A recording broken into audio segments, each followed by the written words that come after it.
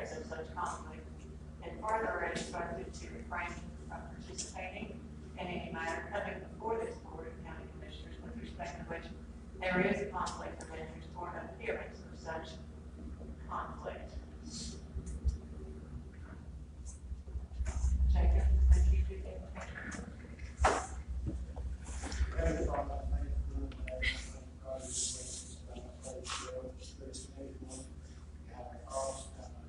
Statements going to have us people take this again as far as God. I probably just put the statement right here and go to everything the families about whatever is hanging. So much others keep us safe. Jesus' name.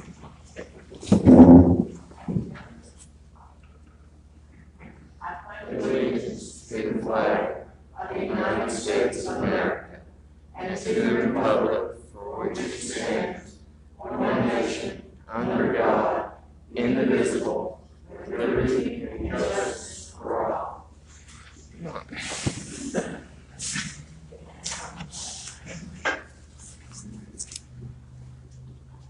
Is there any changes to the agenda? No. There are no changes. Do I hear a motion to approve the agenda, please? Thank you. Is there a second? Second. Thank you. All in favor? And I would ask for a motion to approve the minutes of the special meeting for January the 15th, workshop and regular meeting minutes of January the 19th. Do I hear that motion? Thank you. Is there a second? Second. Thank you. All in favor? Okay, I will now recognize Project Manager Jason Marino for project updates.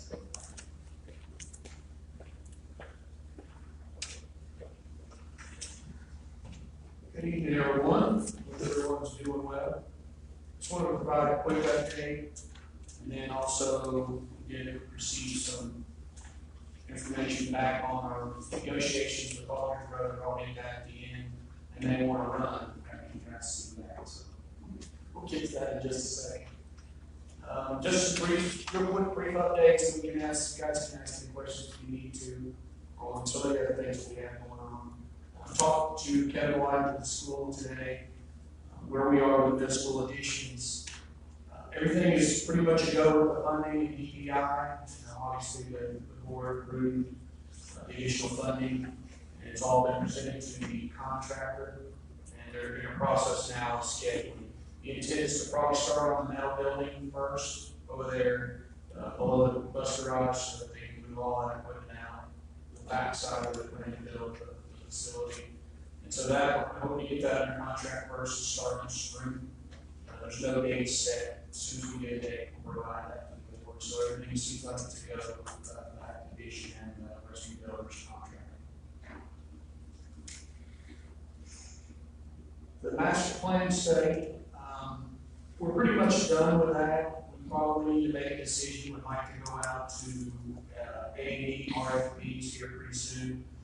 Initially, I think in December, we were looking at a final presentation, but it's not really going to change from the last. It's really up to the board if they want that last presentation. It's basically going to be from the printout that I gave you and the discussions that we've had. We really need to kind of move forward this project and issue what we have to go out for RFPs to get a design team started, or at least get us some bids so we can see what we can award the project to. The only real issue is to work with the facade or the outside of the facility. I put together something that will, once we work with the RFP, A&E team, I put together a brief PowerPoint slides with different justice centers in the Western Carolina area, and actually out in Raleigh and Charlotte for us to kind of compare, look at design features going forward with the design team. So with the board's approval, we'll press forward with an ad and start looking at AE for us to start working on the design of that justice center. That's the next process of the next step involved with that. Then the health department and social service facility, HVAC improvements going really well, considering how busy the health department is right now and And the things that they're doing above ceiling, we're about 40% complete. They are not working today or yesterday, today, or tomorrow. But we have four zones complete with those upgrades and improvements. And I think that leaves about 6 or 7 to complete. And we're tracking right now being done with that project next Wednesday. I think it is the 24th of February. So that project's going real well. We'll discuss probably once we get completed with the job. We're in the process of having them do red lines with some of the things that we're finding as we go through the low ceiling. We'll have some repairs, the zoning may change a little bit with how we're ducting back the returns, which I think is going to improve a lot with efficiency and also helping with the units. They should cycle shorter and quicker where they're not running and help in that regard. So we've already found one installation issue, and that's something we can discuss on another note. So the project is definitely a plus for what that facility needs to be. When we can get into that, I'll discuss that with the manager instead, on some of the things you talked about, design and installation issues. If there are no other questions, I kind of went over, we'll talk about the new recreation building. I've provided copies of all your brothers' proposal. This was a negotiation for a contract to try to negotiate down the price.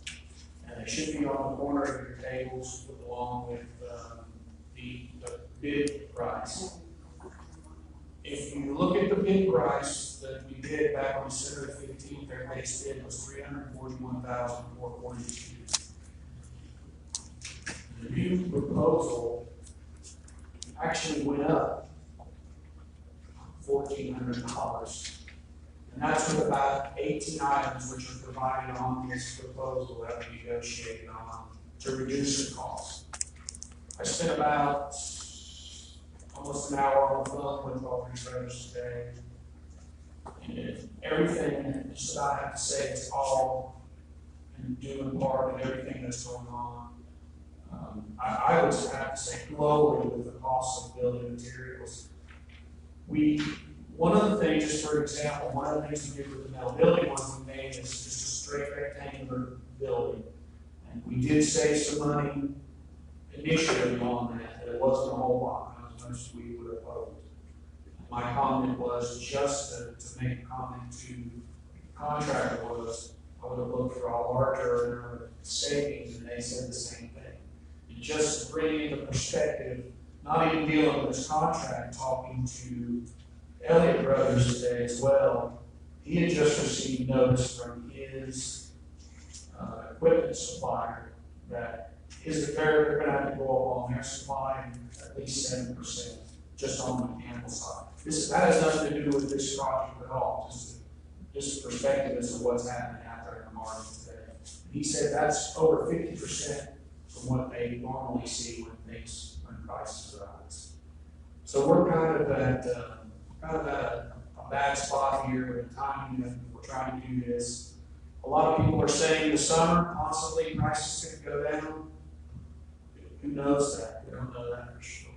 That basically leaves us with a few options for the board to decide if the board would like to maybe go through some of the changes and look at what we're happening here. But there's some options we can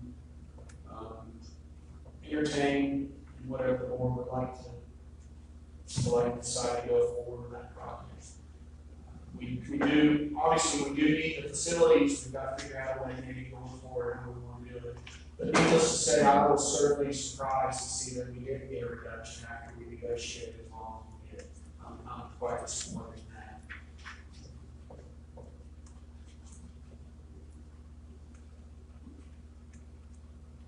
What about our electric board renovation? I'm sorry. What about our electric board renovation? That one and the cemetery facility, we didn't move forward with the negotiations because we wanted to see where we are here. Probably a good thing.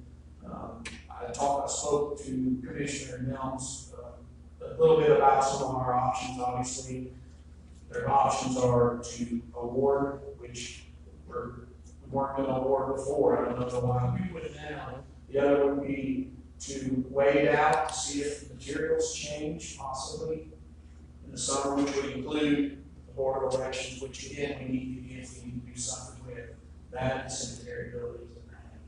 Maybe, or we can contract internally. That's an option we talked about, and reduce some of those percentage costs which come with obviously with your profit that contractors have, and then sometimes it's added to each specific contract as well. That's a way to get the costs down, or to look at something else altogether. Basically, the options we have. And I really feel like we need to probably move forward with those once we decide to make a decision to go forward.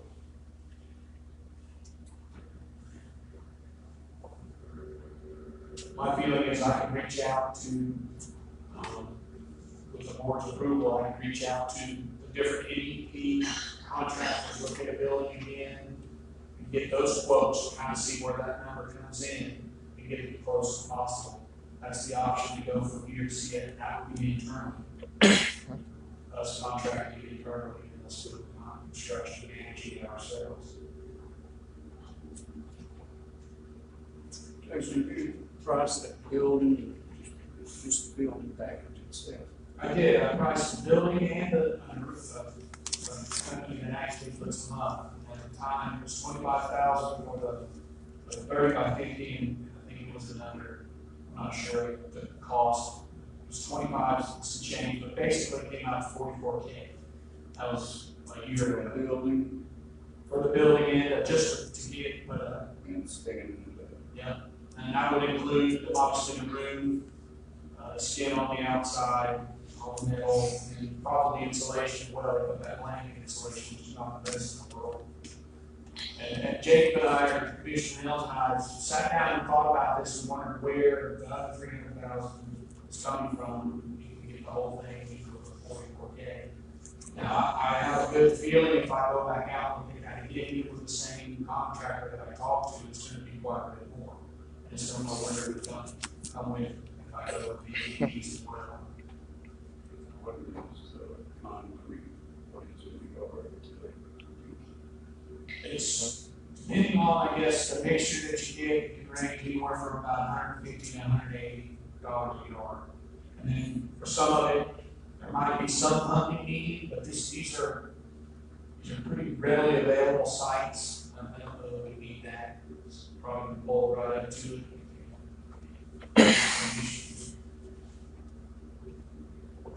I had a complete breakdown. We did this initially, but that's my numbers are probably wouldn't even touch from what's happened just in the last 6 months. We initially had these buildings figured at around $110 a square foot. What they're coming into right now is $180. And that what's kind of wild about what we ended up getting is back in December it was about $179, which is $180, and now we're about $181 basically.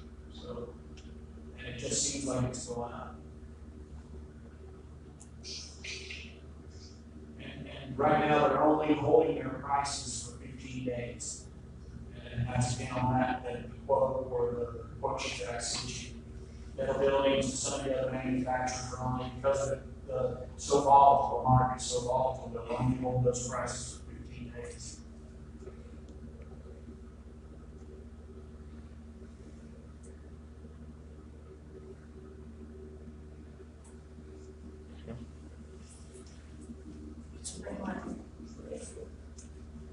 That's just crazy for a metal building.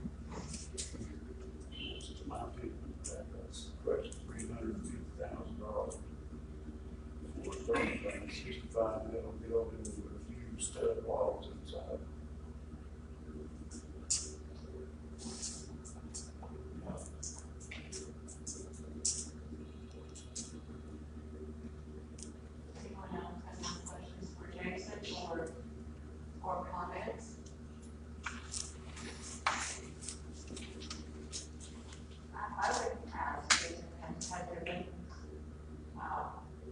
extensive consideration given to managing the project internally? That would be probably, barring just canceling them all together, that would probably be the next option, would be just as we were talking about, filling them in, trying to keep the head going forward, getting those numbers. I'd like to pursue that avenue, quite honestly, just to see how, I didn't want to, felt like I was dealing with all that you did face, so I didn't want to, it's not professional for me to negotiate behind their back. So if we decide to, again, we did award this just with the intent to negotiate. If we don't reach an agreement with them, we can cancel the contract and then go out on our own and do whatever we need to. So the board's approval of that would be, if that's what they would like me to do, that's what I would be, start looking at process internally.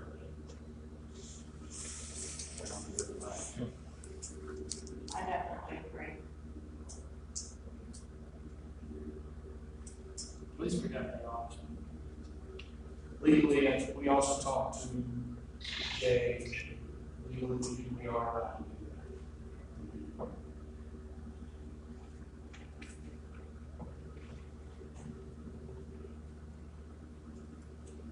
David, if you have any. I have some ideas that I thought.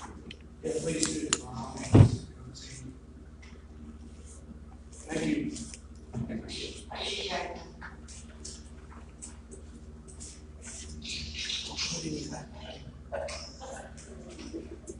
Next on the agenda, we have 9/11 Director, Lucy Hembry.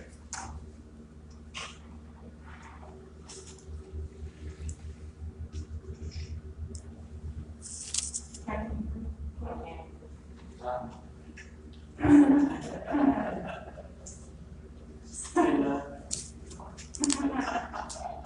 was going to say there's always one of them, but I think there was two there. Yeah, so,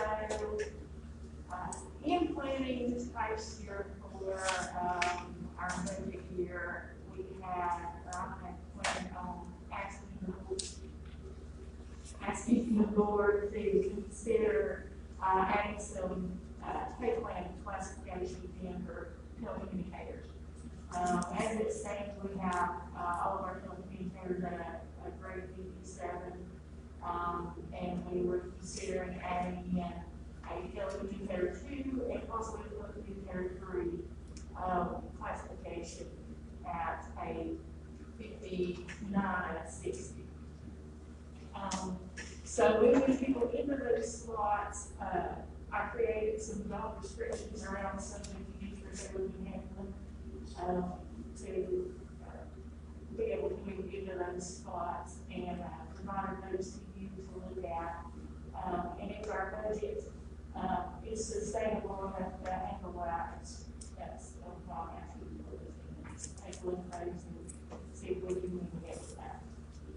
And I know a lot of water's come under the bridge and a lot of time has passed, but we discussed this briefly during budget.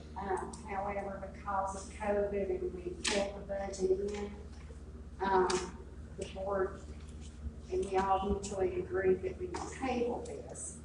But this will allow Misty, with her program, to give her telecommunicators the ability to progress and also to learn new skills and for succession planning.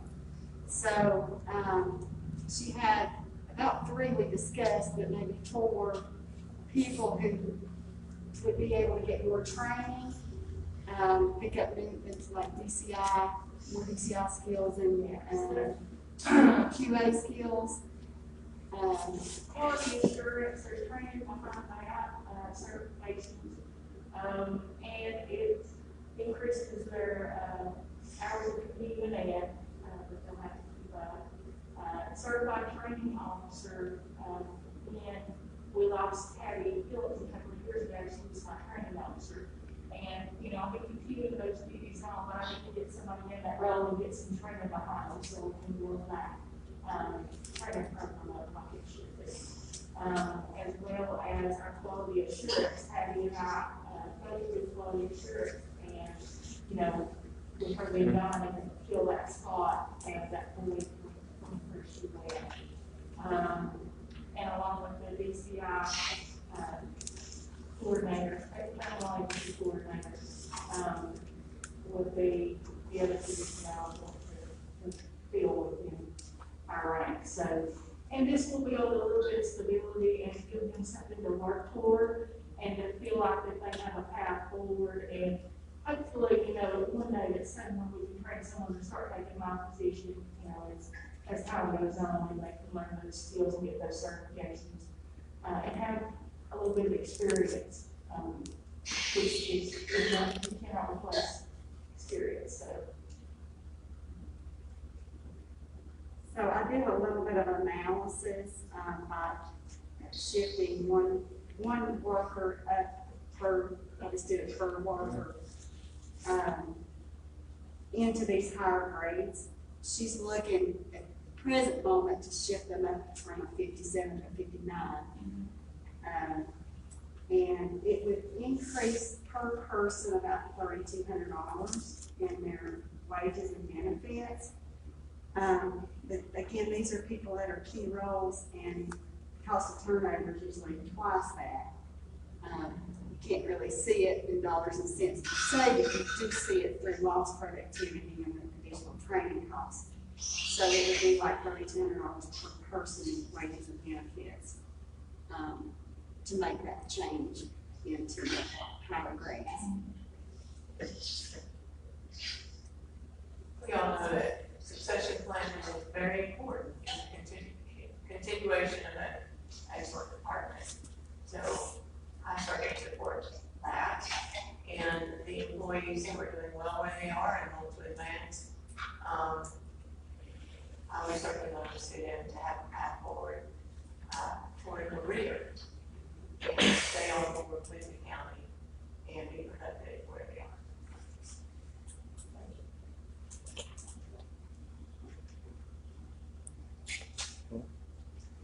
Any discussion from the board? Because, you know, I think this is great. I just like to talk to you just a little bit about the verbiage. Sure. Yeah, because it's, it can be a little bit skewed a different way. I think I would know I can get it. We'll talk about that later, but I'm totally supportive of this. Thank you.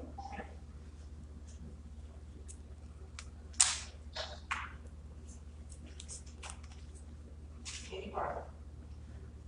Okay. Thank you, Lisa, for your presentation. Thank you.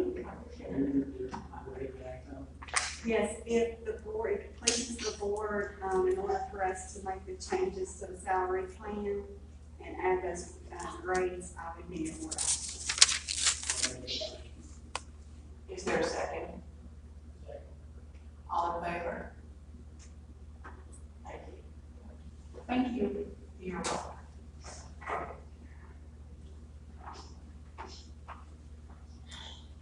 Get us a fire bill on Ridge Creek.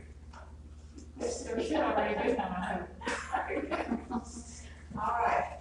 Okay, I will recognize Amy Garland for the finance and administrative report. Okay, so I'll start with the financial report for the month of January 2021. Our cash balance in our general fund checking and retirement capital management trust account for the end of January, we reached $11,151,087. That's the highest we've ever been, and I'm very proud of our county for its good stewardship over its finances. We are about $643,000 ahead of this time last year. And just for a frame of reference, because this board basically was sitting with some changes in composition in amount in about 2011, we're about $7,200,000, $7.2 million ahead. And that is a testament to good solid planning on behalf of the Board of Commissioners. And so I'm real pleased to report that. We, as you know, we also have our capital projects fund in our capital management trust account. And and that is standing at almost $2.2 million. I'll be shifting some money in there probably this week with our quarter cent sales tax. So we'll be getting closer to the 2.2 million in that account. Of course, our interest, this time last year, we were getting about $2,000 a month in interest. We got $20 on that money. Oh, that's fantastic. I want to buy supper. And then, of course, our capital projects is $114,000, and that will be used for that increase in the match percentage on the PPI school grant project. If you want to turn to page 3, you'll see at the top of the page in green that our tax collections for the month, our real property tax collections were $2,405,000, of which $2,377,000 was our current year taxes. About 1.4 million of that was Brookfield paid their taxes, and but we also collected back taxes of $28,216, which is I'm really pleased with that. Our VTS is still continuing to climb. We're at $47,268 in VTS for the month of January. So if you click to page 4 at the bottom in yellow, you'll see that we've collected $6.7 million of our total levy of $7.182. And then our DMV is standing at right at $349,000. We're $123,000 ahead of this time last year, and $36,000 ahead of BTS. So, with that being said, I'm really excited about that for 2 reasons. Because number one, our tax rate didn't change, so people are being very diligent about paying their taxes. And then our tax collection rate is 91.75%, which we're a little bit ahead this time last year. And the other point was our levy was, even though it's showing ahead this year, our base levy, our base valuation went down just a tad. So again, that shows the diligence of our taxpayers in making their obligations. If you look on page 5, you'll see that our revenues for the month in green were $3,062,000. Our expenditures were a little bit above $1.5 million for a surplus of $1.5 million. And then on the bottom of page 6, on the left-hand side, you'll see that our surplus is $3,189,000 for the year to date. This time last year, we were at $2.4 million. So again, we pulled our budget in, but thankfully, sales tax has been very, very healthy. And then it also reflects the portion of the CARES Act money that we pulled over into this fiscal year. Any questions so far? Okay, on page 7, you will see our sales tax numbers. We're still nicely ahead of this time last year. We got $205,000. This is exclusive of the quarter cent. This time last year it was $185,000, so we're sitting at $20,000 ahead this time last year. It dipped just a little bit in December from November from 209 to 205. But again, these numbers are very, very healthy. If you'll see on the bottom of the page, you'll see that I've got a real shy of $39,000 to shift into the capital management, capital project fund. So that will take us on that to $2.2 million in that fund. Sales tax, property tax collections, we're still working those foreclosures. We've got, for the 10 years that we're still trying to collect, we've got a little over $1 million in back taxes, of which $589,000 were this current fiscal year. But we collected, since we started doing foreclosures, about $181,000 in back taxes. So I'm pleased with the work with the tax office is doing there. Any questions? Okay, on our budget report, you'll see that we should have 42% left in our budget. If you flip back to the very back, we've got 44% left in our budget. Our departments are doing a tremendous job curbing their spending, and that's going to be, and if you'll recall, when we started doing the budget, or when we went into this budget year, we froze everything. But then we took a really hard look at where are we over budgeting? And so, that's one thing that as the new manager, whoever that person is, comes in, that's gonna be another thing that as I'm working with them, I'm gonna help show them that we can pull the budget in and be successful. We do have a few departments that are running ahead, but all of these are explainable. We had the election board is sitting at 38%. However, they had tremendous costs in the election. They've also, however, got additional funding to support those additional costs. Real estate sales are booming, and that's pushed your registered deeds up ahead. Paramedicine they're tracking along fine, but we've had grant expenditures out of that. But all the rest of the departments are looking fine. We do have project management. I need to do a transfer in our capital projects fund because we've been posting the professional fees into that budget. And then we've been having to outsource some of our IT this year because our IT engineer has been quite ill. But budget's looking really good. Any questions on the budget?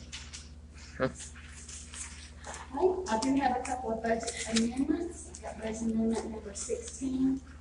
Claims is getting some additional COVID funds for supplies and PPE for $6,200.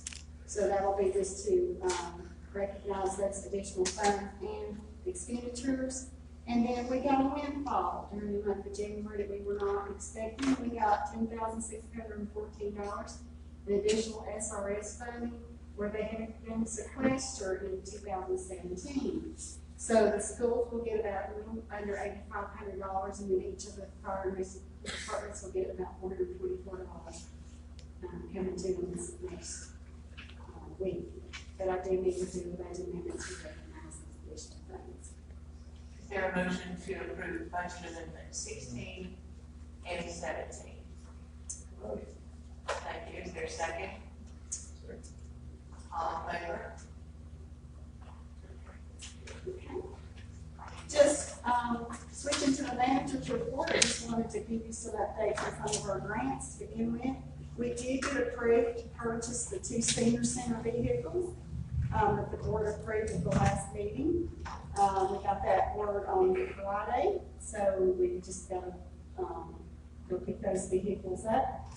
This was made possible actually by braiding together 3 sources of funding. We got a Blue Cross Blue Shield grant for $8,800.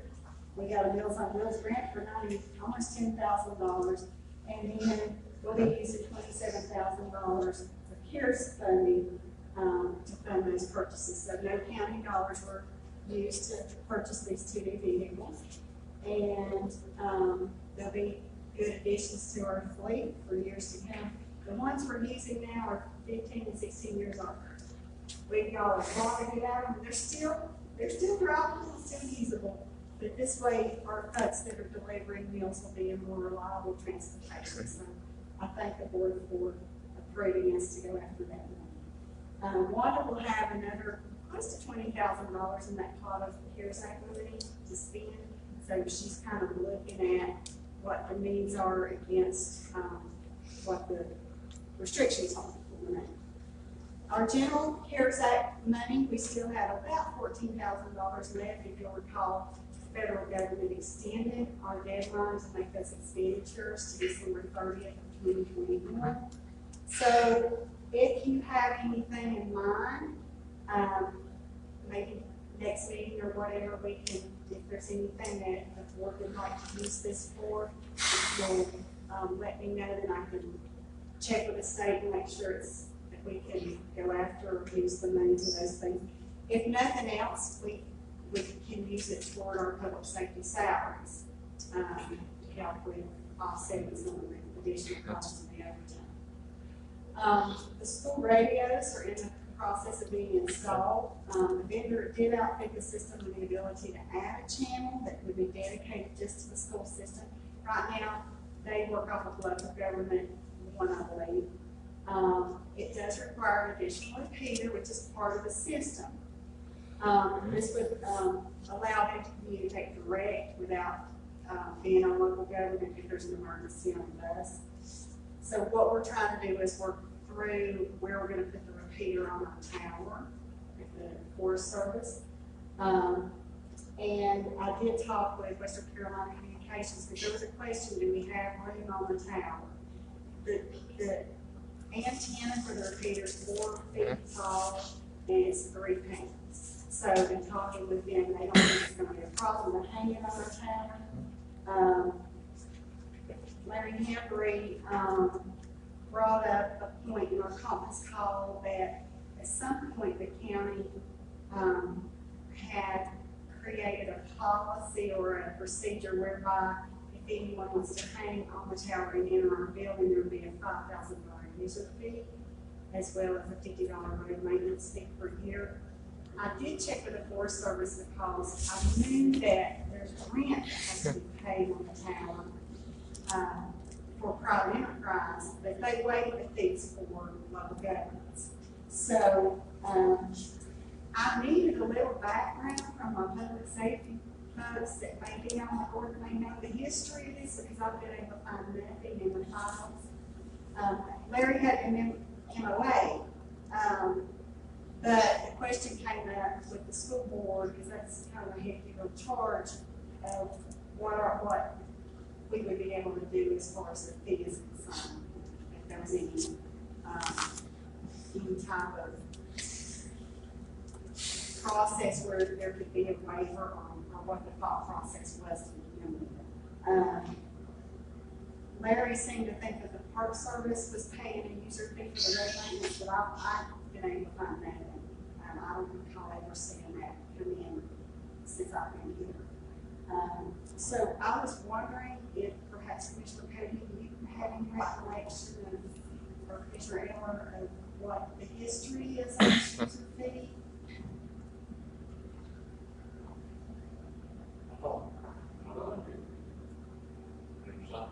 I'm so very down. I know when each organization contributes a certain amount of field, really is a good practice. Communication system, really have to do it on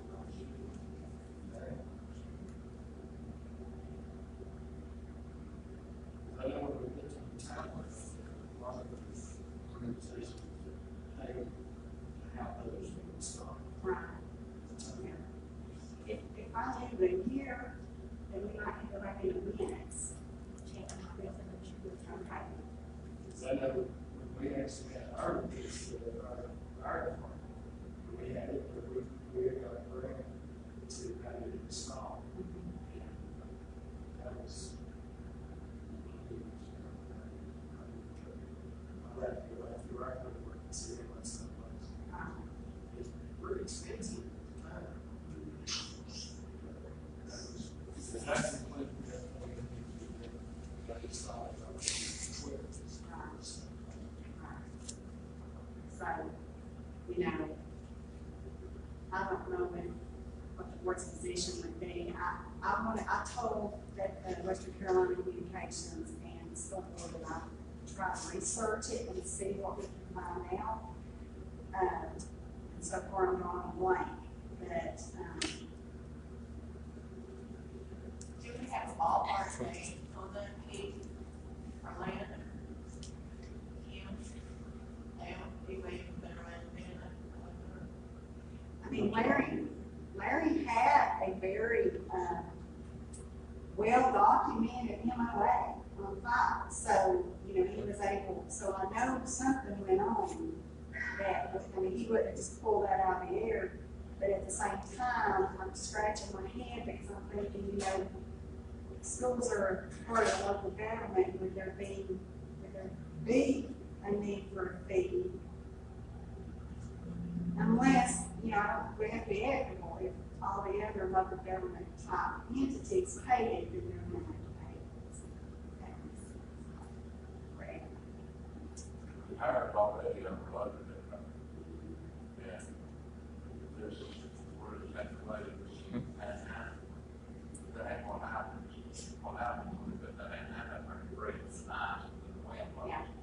What Jeremy told me, is that, and he's gonna send me some pictures, he said that where it would be placed would be next to where the Cherokee Tribal Transit's antenna is, which is on down the tower. So he said that, because he said he knew that wind and so forth, if we placed it high, it could cause a major problem, but he said, with it being down there lower, he didn't think there'd be any more problem. But at the same time, it did say that Roger with WCCS had said, we're full. So he's trying to work it on his side. We talked about the TVA tower, and he went up there yesterday, and he said the TVA tower is not as full as our tower. So,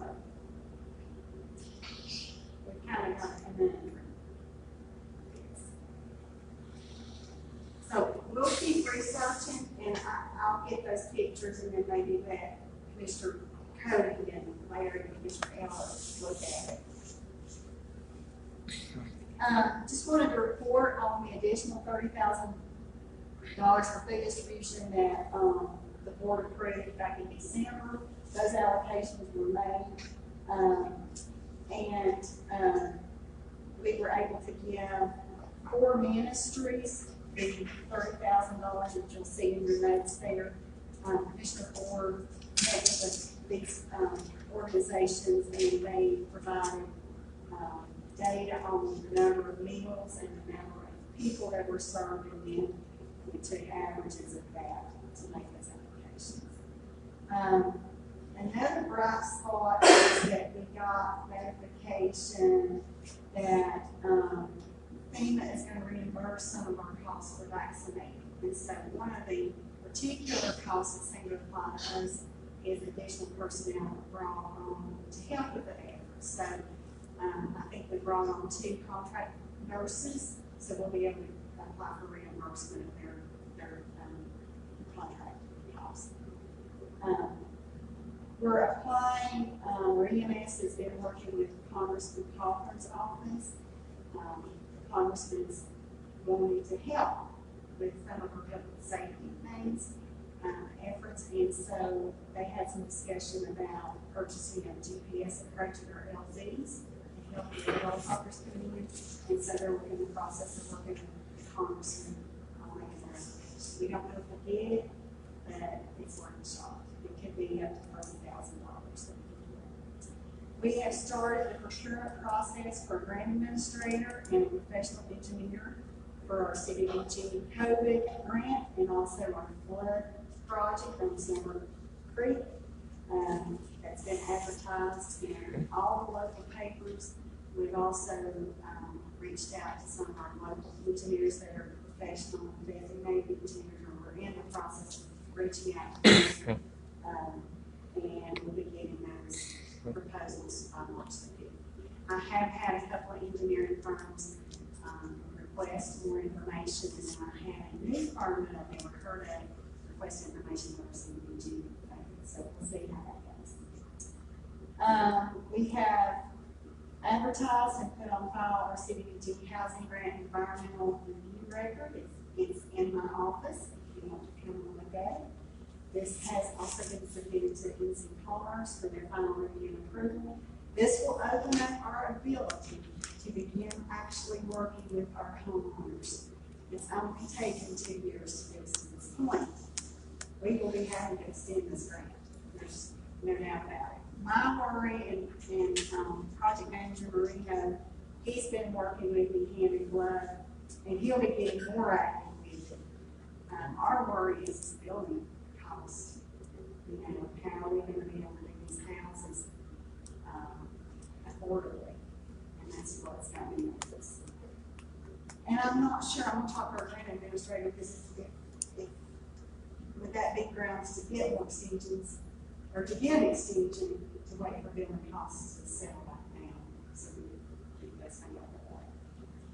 You will find a letter in your packet from the National Flood Insurance Program site visit from 2017. They have closed that site visit.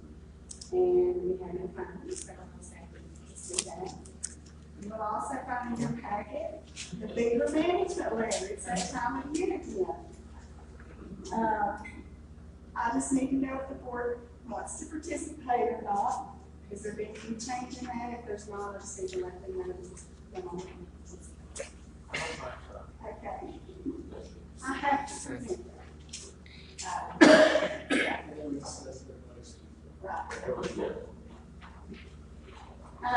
One item just for your thought process as we begin to start entering our budget season. If you'll recall, during our budget workshops last year, I advised the board that A&T University is trying to move toward a higher level of cost share. The board approved moving us from 27% to 35% for this fiscal year we are in right now. The next 2 years would increase it from 42% and 50%. They presented the letter. We don't have to sign it until we're ready to set the budget, but I do want you to have that in the back of your mind. Our current share is $4,395 per quarter. That would increase to $5,275 per quarter for this coming fiscal year. And then Mr. Collins did point out, he dropped the letter off, that we would not want to choose the lock-in option, because any pay rates or any changes in benefits that they would make if we're locked in, we would automatically have to take off. If we are not locked in, it's on me. So he is thinking that's what position you would want to take if you decide to sign it this year. Again, no board action at this point. It's just something that you'll need to keep in mind for budget. I also included your Volume Health quarterly report. For the first time in many months, their spendable cash is back in a positive position, and I'm sure Commissioner Orr, being a board member, knows this all too well. And I'm sure COVID money, I think they got about 16 million in COVID. Yes. And we are financially sound right now in bio. They are adding services. No service has been lost to any individual, and the providers have been made whole, even though they were not able to service the people that they normally had on some of those clients. Many of them were serviced in the home. The home caregivers were compensated as well. And that's really good. I think they've expanded close to 13 million of that. I have it obligated, if I'm thinking right. And, you know, as a stakeholder with Volume, I'm very thankful for the work that they've done during this pandemic, because it's made, they've been, in my opinion, very proactive in making sure that people got their services and the services were enhanced to help families. And so I'm a thankful lady for that. They have, and the CEO of Brian Ingram, when I first met Brian, as well as many other board members, we had a very different opinion than we have now. That's much improved, and he is doing a very good job of leadership for this organization. And I put in your packet just some things for you to read about. It's just some, one thing I do that I forgot to type in is that Medicaid transformation is coming, and the Family Support Network, and I put it in the back of your packet, I just didn't type it out, have some workshops that we can sit in and listen to. March 1, 2, 3, and 6. I plan to do March 6 just so I can listen and see what's going to happen. But I think it would be, it's well worth our time. We have until February 24th. I'm going to, if I haven't already done so, I'll forward this email so that you can click on and do your RSVP if you'd like to listen. It's going to totally change how Medicaid works in North Carolina. They put it off, they put it off, they put it off, this thing. And our Health and Human Service agencies, especially the DSS, Transit, and the Health Department are trying to hear as best they can with the information which is very good. So, it's just snatches and grabs. So it's going to be an interesting time. Any questions on anything? I've tried to get it as easy parts as I could without taking too much time. Okay, that's all I have. Thank you, Sandy. Do we have anyone for public comment?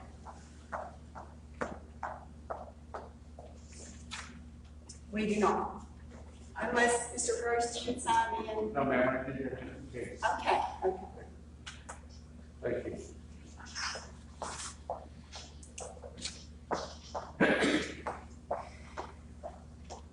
Okay, we'll continue on with our discussion items then. I think you have the reasons to discover. Yes. We have,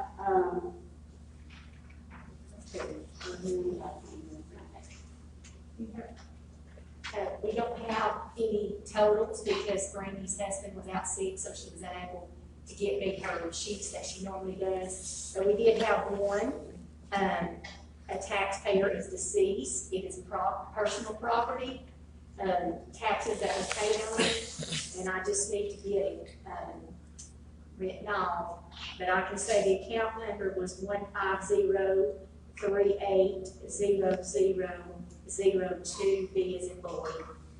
We don't have to state the names, that we do need to release this bill.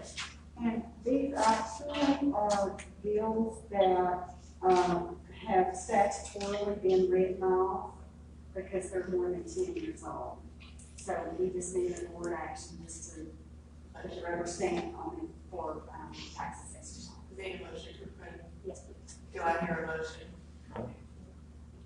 Thank you. Is there a second? Thanks. All in favor? Okay, and I think we have, a letter from Brandon County Republican Party regarding, our register of deeds retirement. I will read that letter. From the Brandon County Republican Party to Brandon County Board of Commissioners. It's addressed to Kim, dear Kim. The Brandon County Republican Party has received a letter from Carolyn C. Stewart, the current register of deeds. Carolyn has indicated to our committee as well as Brandon County government that she started the process for retirement, and that her official date of retirement is March 1st, 2021. Based on this notice, I contacted Robert Bob Joyce at North Carolina School of Government for guidance on this notice. Bob stated that if we had the letter of intent at hand, that it was appropriate for our executive committee to meet and appoint a replacement effective March 1st, 2021, to avoid any extended vacancy in that office, filling it as quickly as possible. Based on Robert Joyce's expert legal opinion, the Brandon County Republican Party met on this date for the purpose of choosing a replacement in accordance with NCGS 163.5A1, based on the recommendation of the retired Register of Deeds Carolyn C. Stewart and the nearly 9 years of service as Deputy Registrar. The Executive Committee voted unanimously to recommend the name of Kimberly B. Woodwire to fill the upcoming vacancy on March 1st, 2021. Thank you for your time and attention to this matter. Please let me know if you have any questions. From Party Chair Steve. Is there a motion to approve this recommendation? Is there a second? Second. Thank you. All in favor?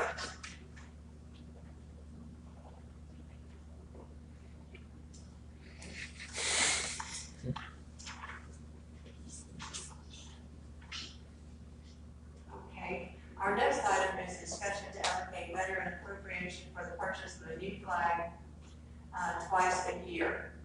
We received $2,000 from the, as a veteran appropriation each county, and we have a $2,000 match, which is county taxpayer funds. And my recommendation and request is that the $2,000 that the taxpayers pay into the budget be appropriated and set aside to purchase 2 new veteran flags that Hope You See It Flying on Parking Lot Hill, uptown. And we have, the flag lasts about 6 months and then it begins to tap. With the agreement of Commander Harold Phillips, I ask that the flag fly all the time, even if it's cold weather, freezing weather, rainy weather. I would like to see that flag fly for our veterans all the time. So, now I don't know exactly if the restrictions, if there are any, on the $2,000 that come in to the county from other sources. You might know that, Becky, I don't. It's basically as long as we're using it for the good of the veterans, then I think we're fine with that, and obviously that would be, so, I think we're perfectly okay. I didn't know there were restrictions, and most of the expense in that office. I know there can be furniture there, and I thank everyone who had a part in that. I'm reminded that I can get postage from the office, and most of the time I don't even remember to do that. But it's all for a good cause. It's for the veterans that we all respect and love. So I would ask a motion to approve this recommendation. Motion. Thank you. Is there a second? All in favor? All right, Kim, you want to talk about the poll, please? Yeah, we took a poll to purchase the, 2 escapes. At first, we had mentioned 1, and then we realized we had enough money to purchase 2. And after speaking with Commissioner Eller, we did in fact need 2. So the poll was unanimous. I just need y'all to approve that. The motion to approve the previous poll, please. Thank you. Is there a second? Thank you. All in favor? Thank you very much. And I believe we have a list of vehicles to surplus here. 2014 Dodge van, a 2016 Nissan Pathfinder, another 2016 Nissan Pathfinder, and Commissioner Eller, do you have any comments on those vehicles for the board? Does the board have any questions about those vehicles?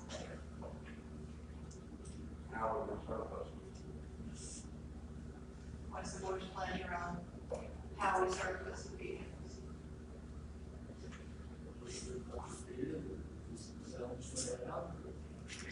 Option 1, got 3 options. I'd rather put them out to be a single bid. Single bids? And before we do that, I'd like to talk to Foursquare, about the 2 Pathfinders. They've been working for a couple of years, compared to reviews, and I know Kim sent information from the dealer where we got our 2 vehicles. You know how many miles it's got? 145.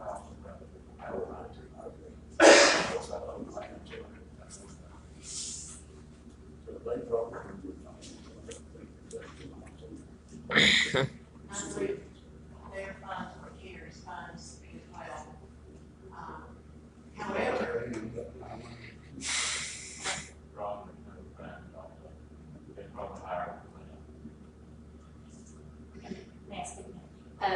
I was thinking as well, the other 2 vehicles up at Senior Center, when we bring the 2 new ones on, do you want to wait and have it done at the same time, and add those 2 vehicles to the list as well? I think that's advisable. You might have another one. Fire to get a new truck, that fire, move it ready to May, and I'm moving my wife to, that way on that little rain and rain. We're not right. Yeah, I'm working on it. Somewhere young men would like to go hunting. Okay, All at one time? Yes. all at once.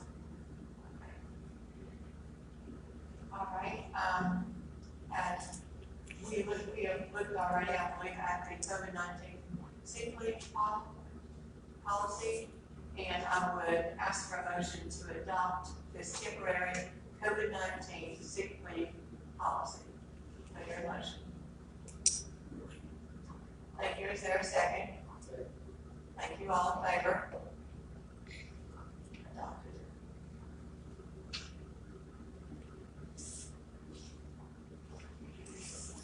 Update on the occupancy tax resolution. I think I have the resolution right here.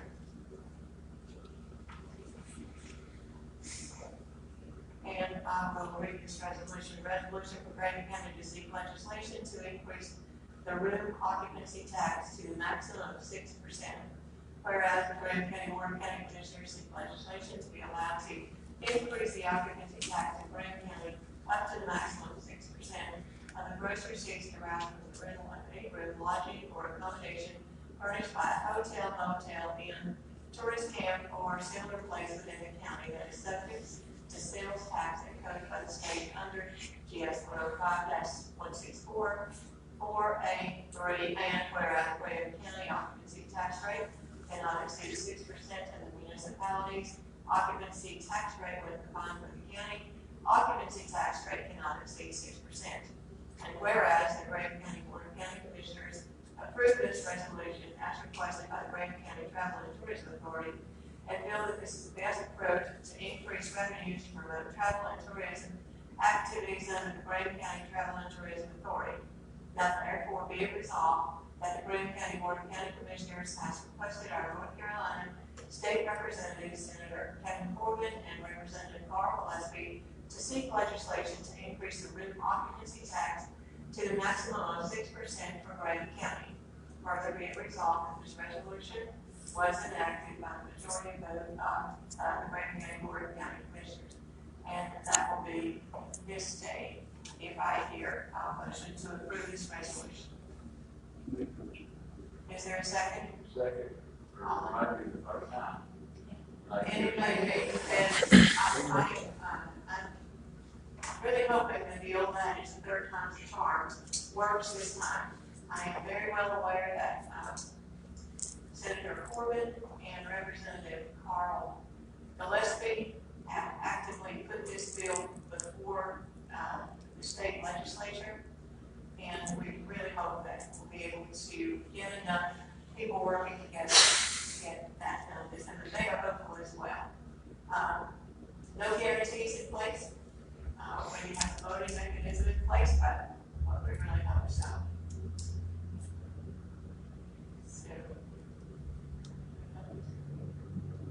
Yeah, you got it, you have to be all the way. All in favor? Sorry, Paul, please. Okay. Did you have anything to add to that, Becky? No, I'm the same way, I'm just taking the first time and doing for the last time it died was meeting in the Senate. And so I'm very hopeful that having been recorded in the Senate and pushed through this one.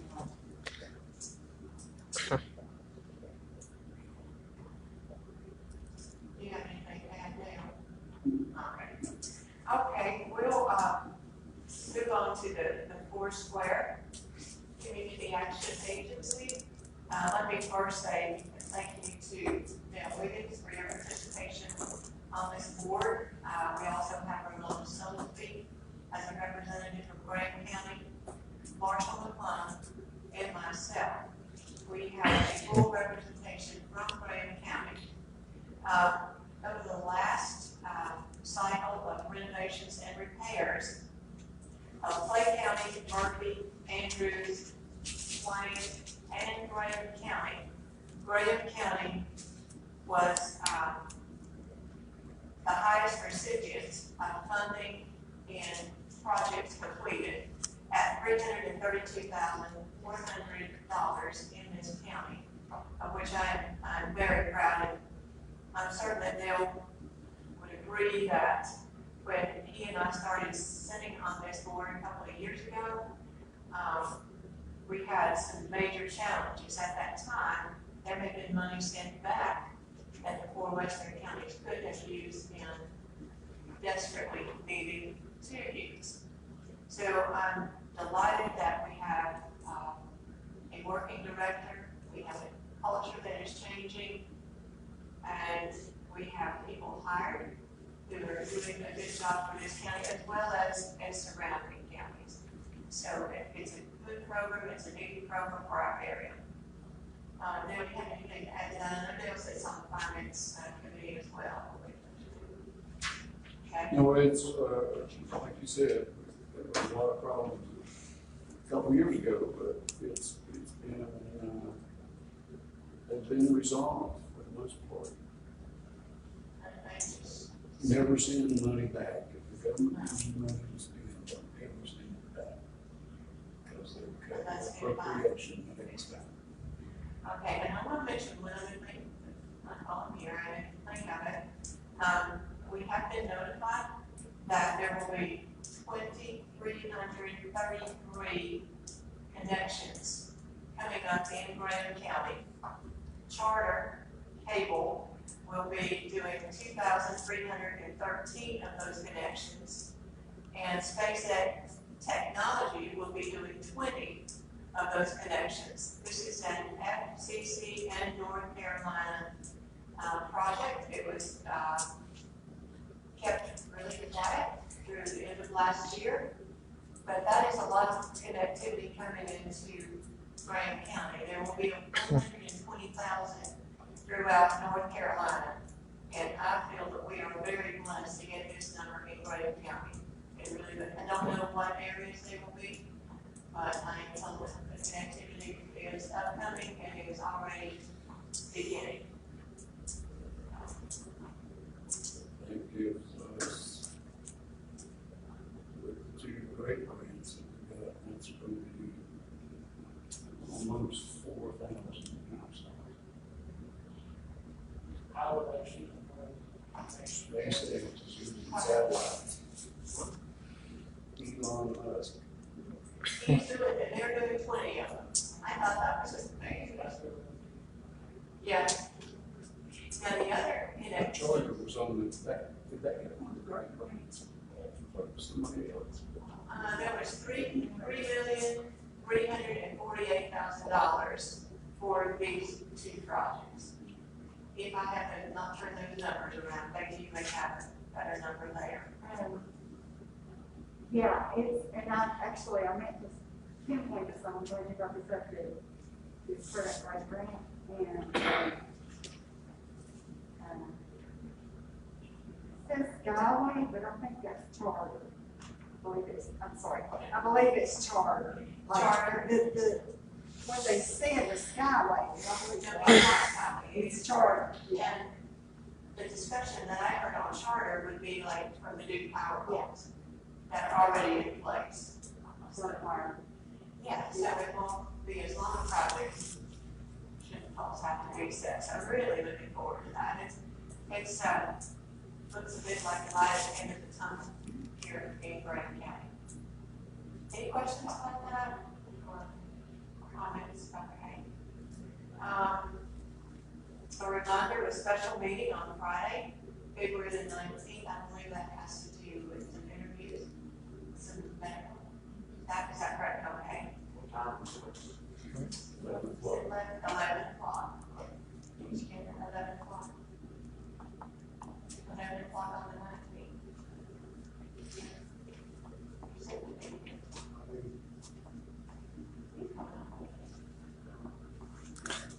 Okay. Well, we'll keep you informed. Okay. All right. The other thing on the list of reminders is ethics webinar for February 26th in the community room. And that begins, I don't have the beginning time on that day either. I have none. Yeah, I think it is 9 o'clock to like 2. and it's for all of you, you don't have to attend, but it's good that if you do. But you'll get credit for it if you attend. And reminders don't hurt. Yeah. I've been drunk already. Well, I don't know what it is. Okay. Is there any new business to discuss? Do we wanna do anything about this scientific thing? About one. The scientific, whatever club they're asking for? Do we need to go in close for that? I think it would be a contractual I think so. obligation if we get there. Okay, thank you, Keith. We'll discuss that in closed. Thank you. Is there any old business? Yeah. Oh, I'm sorry. One thing is, I know we've discussed the register of deeds, but do you, as a board, do we feel like maybe Ms. Stewart, giving her a plaque for her 30 years of service that she's done for the county over the years? I think it just be able to just recognize her for her service that she has done. I think that's a good idea. Yes, indeed. And they are also giving her it's a surprise, so, on that Friday, just a floating, just come through and say hello at the, courthouse, in the courtroom. Yeah, it'll be in the courtroom. And that's this Friday? No, it's the, March the last Friday, the 26th, or 20, really here. It's not surprising now. Well, I'm not gonna print this till she can see it, yeah, the 26th. Don't print that. If you're watching Facebook, don't say it. Don't tell anybody. Don't tell anybody. Let's not do carrots. That burns. Okay, I forget. we'll get the time and date later. To be announced. Okay. If there is nothing further, do I hear a motion to go into closed session under GS 143, 31811A, 1356, privileged or confidential information concerning client privilege, personnel, and contracts. Is there a second? Thank you. All in favor with a 10-minute break? Yes.